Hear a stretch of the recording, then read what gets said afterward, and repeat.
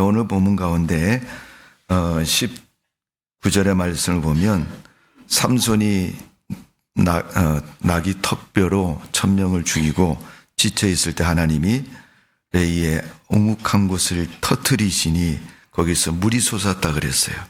그리고 그 물을 마시고 힘과 기력과 정신이 회복되었다 그랬습니다. 오늘 우리가 어렵고 힘들 때 하나님은 그런 큰 축복을 올 한 해 동안 우리에게 허락해 주실 줄로 믿습니다.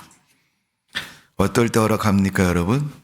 그곳은 말씀의 샘물이고 그것은 소원의 샘물이고 그것은 여러분 축복의 샘물입니다. 하나님의 은혜의 샘물이고 하나님의 놀라운 축복이 넘치는 그런 한 해가 되어지기를 주님의 이름으로 축원합니다.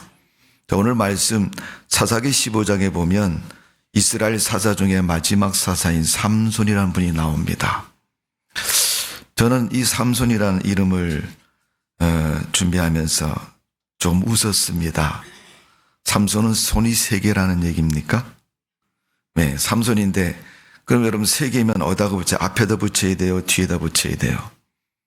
2개는 뭐 양쪽에 있으니까 그렇다 치고 그래서 고민하다가 차라리 내 팔이 낫겠다. 팔이 4개잖아요, 여러분. 아닌가요? 네. 2개씩 나누어서 붙이면 짝이라도 많은데 이 삼손은 3개니까 여러분 참 애매하지 않습니까? 숫자가 항상 보면 뭉치는 데는 짝수인 경우가 잘 뭉쳐지고 홀수인 경우는 잘 뭉쳐지지 않습니다. 왜? 하나가 왔다 갔다 하니까 그래요. 사람이 사는 사이에서 보면 그 한 명이 항상 문제죠. 짝수일 때 여러분 잘 뭉치는 것도 문제입니다. 왜? 양쪽이 균형이 팽팽하면 네가 맞고 내가 맞고 누굴 가릴 수가 없는 거예요. 여러분 사람들은 공동체 대중성에서 보면 이렇게 눈치를 보다가 야 이쪽이 더 많다 그러면 그쪽으로 사람들이 쏠립니다. 근데 양쪽이 비슷하면 서로 자기가 맞다고 끝까지 싸우는 거예요. 그러니까 여러분 혼란스럽고 질서가 파괴되고 문제가 심각한 것입니다. 여러분 따지고 보면 양쪽 다 틀렸는데 서로 자기가 맞다고 생각하니까 여러분 끝까지 자기 의견을 굽히지 않을 때가 많습니다. 혼란만 초래하고 또 결과는 뻔한 것인데 여러분 맞는 쪽으로 가야지 여러분 결과가 좋긴 하지 않습니까? 그런데 이쪽도 저쪽도 아닌 균형은 이루었지만은 그 균형이 싸움으로 번지면 여러분 끝날 줄을 모르고 끝까지 싸우는 그런 모습이 된 것입니다. 여러분 삼손이란 말은 작은 태양이라는 뜻을 가지고 있습니다. 그의 성격은 호탐한 성격이고 그는 싸움을 잘하는 무공에 뛰어난 사람이고 또 지략과 계략이 있는 사람이고 복수와 참혹한 죽음을 맞이했던 사람인 것을 성경은 기록하고 있습니다. 오늘 여러분 그 삼손의 이야기는 사사들 중에서 가장 호감이 가기도 하고 사람들이 관심을 갖는 그런 이야기로 기록되어 있고 또 그 말씀을 생각하고 있습니다. 오늘 여러분 삼손이 태어날 때의 모습은 사사기 13장에 보면 기록이 되어 있습니다. 사사기 13장 말씀을 제가 읽어드리면 2절 3절입니다. 소라 땅에 단 지파 가족 중에 마노아라 이름하는 자가 있더라. 그의 아내가 임신하지 못함으로 출산하지 못하더니 여호와의 사자가 그 여인에게 나타나서 그에게 이르되 보라 내가 본래 임신하지 못함으로 출산하지 못하였으냐 이제 임신하여 아들을 낳으리니. 그리고부터 4절 5절 쭉 보면 어떻게 해야 된다 어떻게 길러야 된다는 것을 가르쳐주고 있습니다. 삼손은 출산하지 못한 어머니 하나님의 은혜로 임신하고 출산한 모습을 볼 수 있습니다. 성경에 보면 그런 모습들이 참 많이 기록되어 있어요. 네. 사울의 아내인 비갈이라는 여인 아시죠 여러분? 네. 다윗의 아내 사울이 아니고 사울의 딸이죠. 사울이 자기 딸을 전쟁에서 이긴 자에게 주겠다 그랬는데 그때 다윗이 이겼습니다. 그래서 다윗이 사울의 딸과 결혼을 했는데 이 미갈이라는 여인이 다윗이 법궤를 모셔올 때 너무 좋아서 춤을 추니까 다윗에게 그러면 여보 당신은 왕인데 왕의 채통도 없이 그게 뭔 일이냐고 그러니까 하나님 앞에서 그 다윗의 어쩌면 춤추는 것이 신앙의 고백이고 믿음의 표현이었습니다. 주체할 수 없고 참을 수 없는 그 기쁨을 누렸던 그 다윗의 모습. 미갈이 그 까닭에 수태하지 못하는 여인이 됐습니다. 또 사무엘서를 보면 한나라는 여인이 아이를 낳지 못했을 때 하나님 앞에 기도했더니 하나님이 아이를 낳게 해주셨습니다.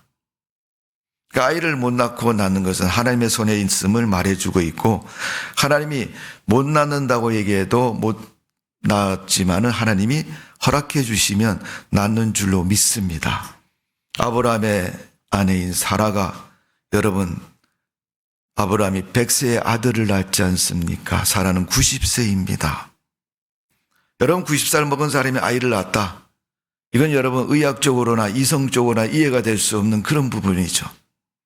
오늘 삼손이 태어날 때도 여러분 보시면 그 엄마가 수태하지 못하였는데 하나님이 그에게 오셔서 너 아이를 낳을 것이다. 그래서 삼손을 낳고 아이를 하나님 앞에 드려서 그는 태어날 때부터 나실인이었다. 나실인이 여러분 구약 성경의 규정에 보면 하나님이 구별하고 성별해서 선택한 인물을 가르치는 겁니다. 삼손은 태중에서부터 하나님이 그를 택하여서 이스라엘 지도자로 쓰시려고 세우신 겁니다. 여러분 출애굽기에 보면 모세가 나오는데 모세에 대한 이야기도 그렇지 않습니까? 유대인의 아들 모세. 그가 태어났을 때 여러분 나일강에 갈대상자에 그를 맡겼을 때 하나님이 그를 보호하시고 궁전에서 자라게 하셨고 그를 이스라엘 지도자로 출애굽의 지도자로 쓰신 것입니다.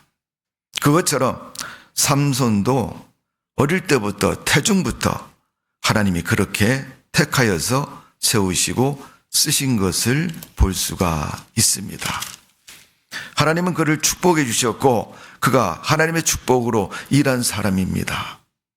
그런데 쭉 이야기를 읽어보시면 그렇게 칭찬받고 박수받을 만큼 시원하게 일하지 못한 부분들이 많이 있습니다. 오늘 우리가 사사기 14장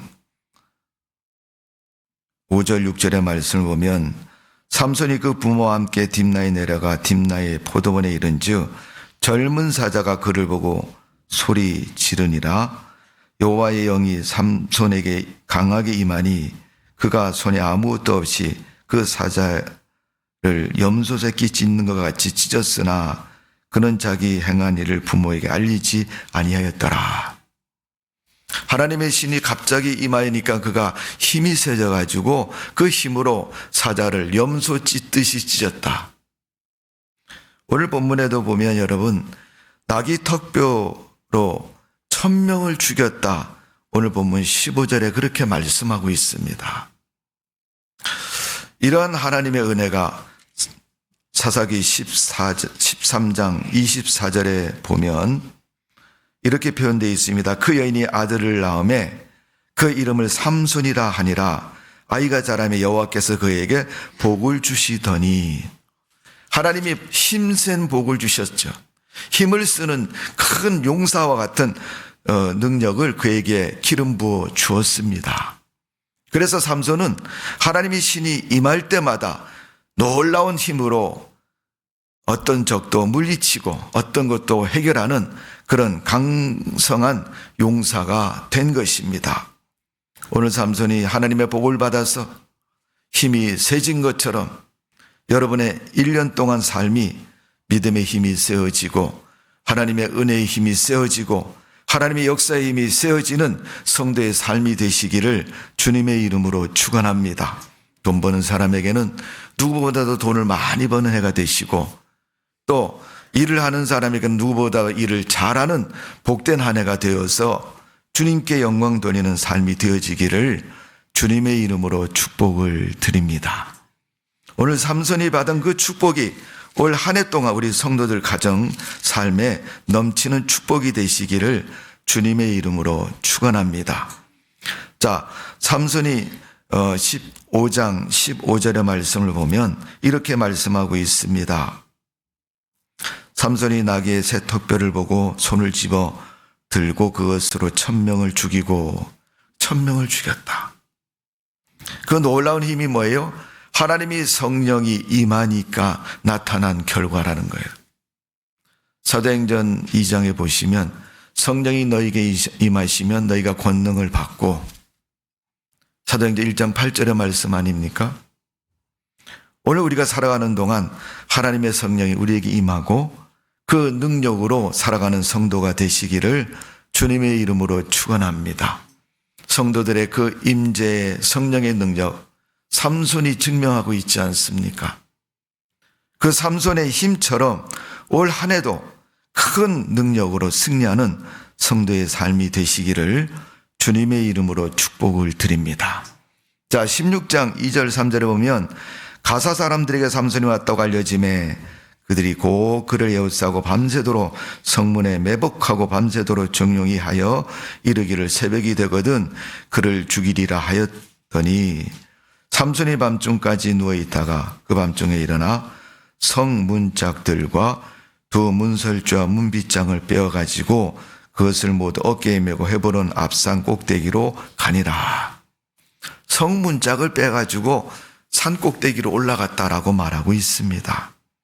그 놀라운 힘이 어디서 나옵니까? 성령이 임하심으로, 여호와의 신이 임함으로 나타나는 놀라운 역사입니다. 여러분, 다윗과 골리앗이 싸웠는데 누가 이겼어요? 다윗이 이겼죠. 골리앗은 다윗에 비해서 비교할 수 없을 만큼 큰 용사입니다. 그가 자는 침상은 보통 사람 1.5배 정도 되는 큰 침상이라고 표현하고 있습니다. 그가 들고 다니는 창자루는 배틀채와 같다고 말하고 있습니다.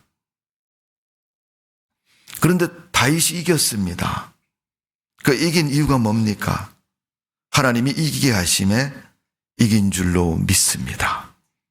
겉으로 볼 때 조그만해 보이고 약해 보이고 왜소해 보여도 하나님이 그를 붙잡으시고 쓰시면 누구도 당할 수 없는 놀라운 능력의 용사가 될 줄로 믿습니다. 그리스도인은 이런 권세와 능력이 있어야 됩니다.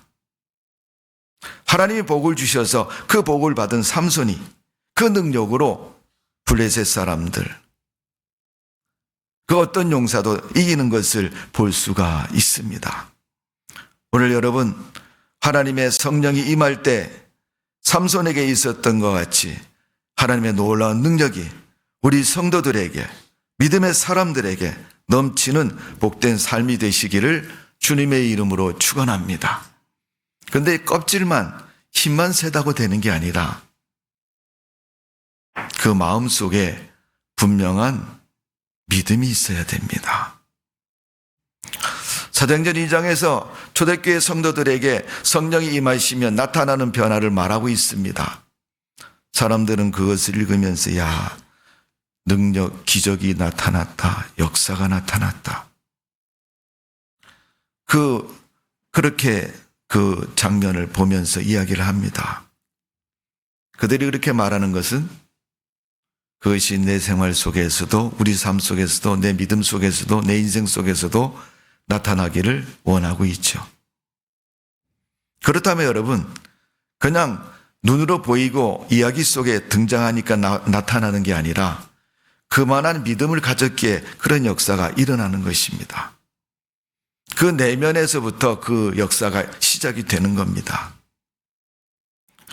그래서 초대교회 성도들의 영적인 삶의 모습, 그 삶이 육적인 삶의 모습으로 어떻게 이어지는가를 성경은 가르쳐주고 있는 겁니다.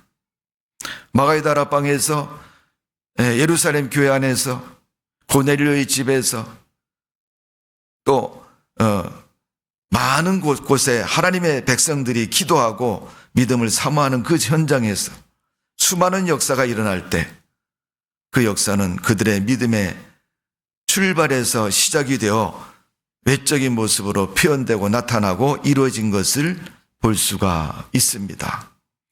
아마도 삼손은 속으로 생각했을 겁니다. 야, 하나님이 자기에게 임하고 감동되는 것을 여러분 육체적으로 마음적으로 느낄 거 아닙니까? 우리가 하나님의 은혜 받은 사람들의 이야기를 들어보면 가슴이 뜨거워졌다, 몸이 진동이 왔다, 입에서 말할 수 없는 언어가 튀어나왔다, 방언을 말하는 거죠. 또 문제 있는 분을 보고 기도해 주고 싶은 마음으로 기도했더니 그분의 병이 떠났다, 문제가 해결됐다, 인생이 달라졌다, 모든 것이 바뀌어졌다라고 말하고 있습니다.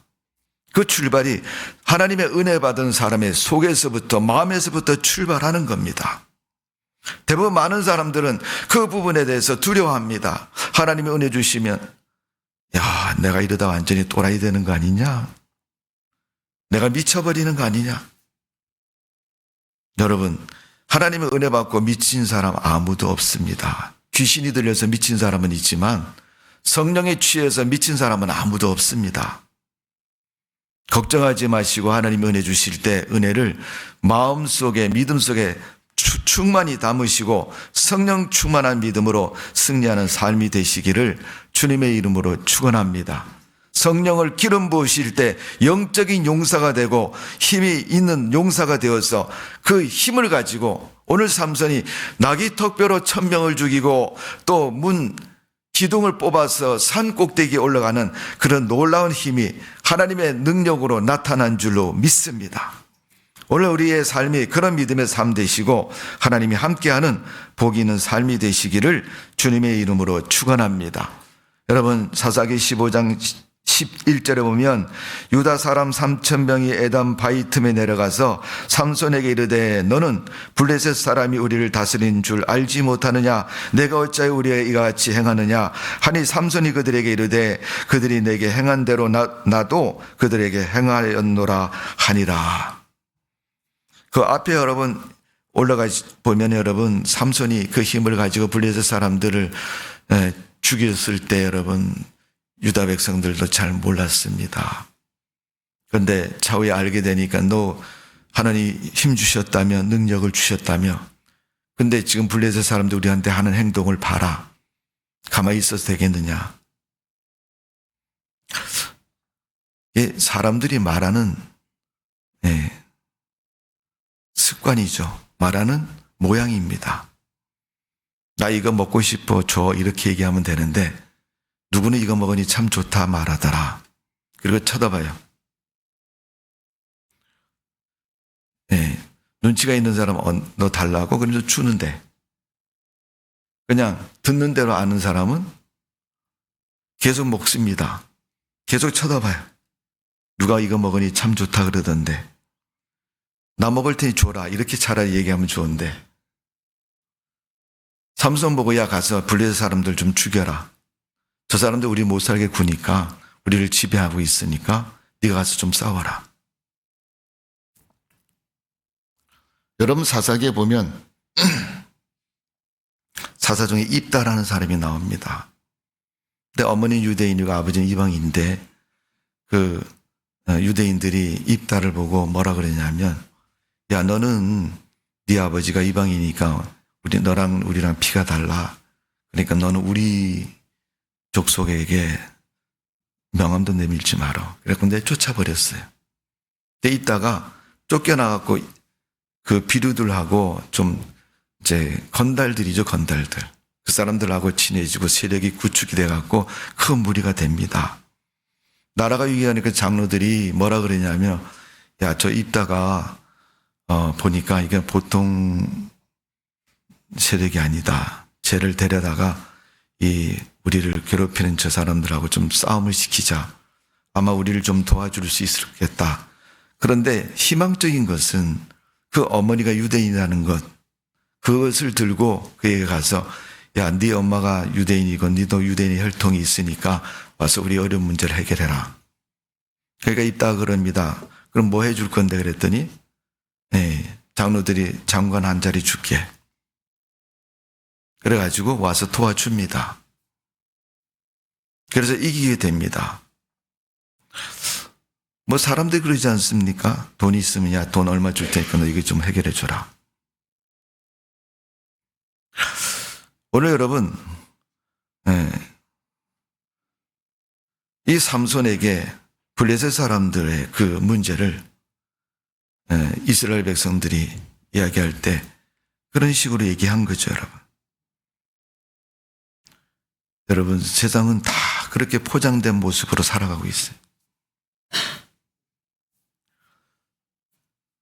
바르고 정직하고 솔직하게 이야기하는 것 어렵고 힘들지만 여러분, 신앙생활에서는 절대적인 법칙입니다.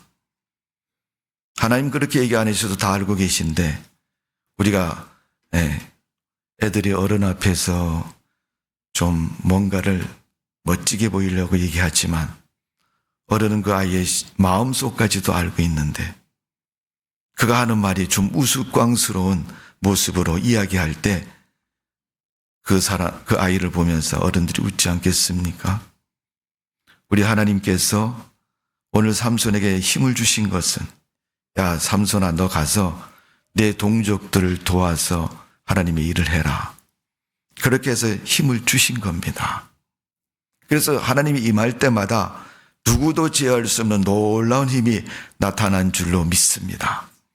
하나님을 믿는 성도들은 성령 충만하고 성령의 임재로 말미암아 그런 능력으로 살아가는 성도가 되어져야 될 줄로 믿습니다.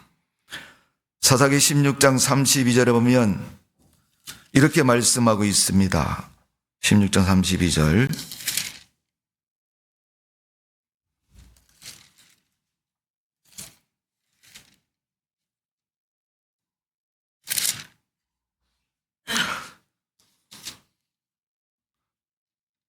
잠언서 16장 32절에 보면 자기의 마음을 다스리는 자는 성을 빼앗기는 자보다 나으리라.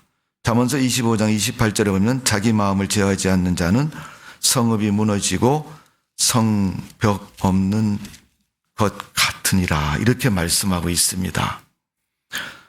하나님께서 사사기 15장 11절에 있는 말씀처럼 삼손에게 가장 약점이 뭐냐? 16장 1절에 이렇게 말합니다. 삼손이 가사에 가서 거기에 한 기생을 보고 그에게 들어갔더니 이제 16장부터는 삼손의 사생활에 대해서 말씀하고 있는데 그중에 이렇게 시작이 되는 걸로 말하고 있죠. 가사라는 동네 가니까 아주 이쁜 여자가 있는데 그 여자는 기생입니다. 삼손이 그를 보고 반해가지고 그에게 갔다는 겁니다. 여러분, 하나님의 신이 감동되고 하나님의 사람의 은혜로 태어난 삼손이 하나님의 은혜 속에 유대인으로 태어났고 하나님의 역사를 감당하는 사사인 그가 가사에 있는 이 여인을 마음에 두고 사랑했으므로 또 그 여인으로 인해서 그는 마음이 흔들리고 또 믿음을 잊어버리고 하나님의 사명을 감당하지 못하는 그런 모습을 갖게 됩니다.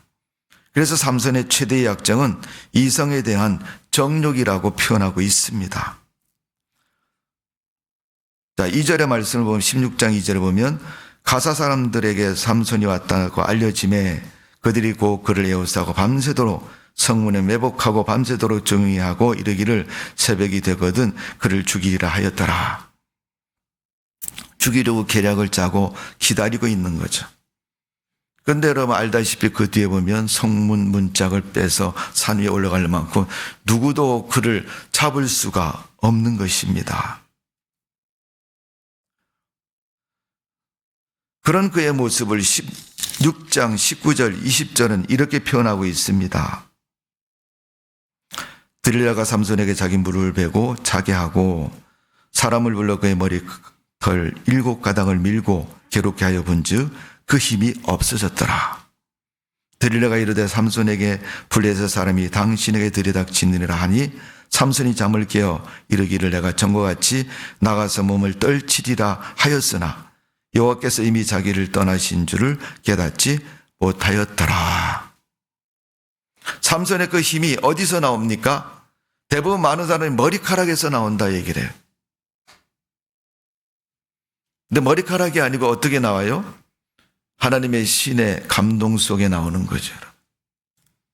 머리카락은 그 신앙을 지키는 모습입니다. 여러분, 우리가 교회를 왜 다니고, 우리가 하나님 앞에 기도를 왜 하고, 우리가 때를 따라 금식도 하고 믿음을 지키는 일은 왜 합니까, 여러분? 그렇다고 하나님 안 믿어요, 여러분? 안 한다고? 아니잖아요, 여러분. 가끔 여러분, 어떤 분들을 보면 하나님 믿으셔야죠. 목사님, 나 하나님 믿어요. 교회 어쩌다 한 번씩 나와요. 한 달에 한 번씩도 나오고, 한 달에 2번 나오고.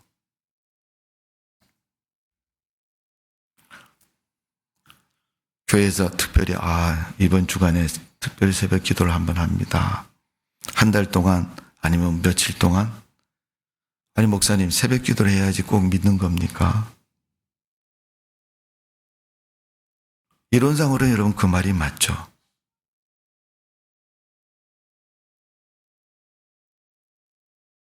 근데 뭐가 틀려요, 여러분?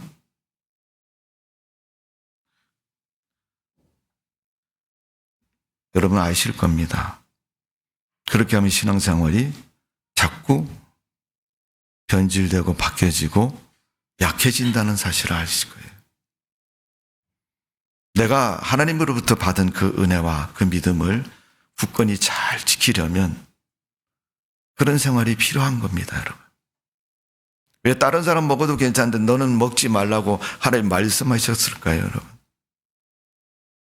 다른 사람은 가는데 너는 가지 말라고 하나님 말씀하셨을까요? 하나님은 하나님이 주신 은혜가 소멸되지 않도록 지키기를 바라고 계시는 거죠. 하나님은 하나님이 주신 그 은혜를 받아서 은혜대로 살기를 원하시기 때문에 금하라고 말씀하셨고 지키라고 말씀하신 거예요. 그런데 우리는 너무나도 가볍게 여기는 거예요. 이 삼손에게 가장 약점이 뭐라고 했어요? 여자 보고 침 흘리는 거라 그랬어요. 이성을 보면 정신을 못 차리고 거기에 빠져가지고. 우리 남자분들 여자 보면 이쁜 줄 아시죠? 근데 거기에 빠지지는 마십시오. 부인이 아니면. 부인이 아니고 빠진 사람은 회개하셔야 됩니다. 드릴라라는 여인 때문에 삼손은 타락하기 시작합니다. 하나님이 주신 그 놀라운 힘을 이제 더 이상 사용할 수 없는 그런 사람이 되고 마는 것입니다.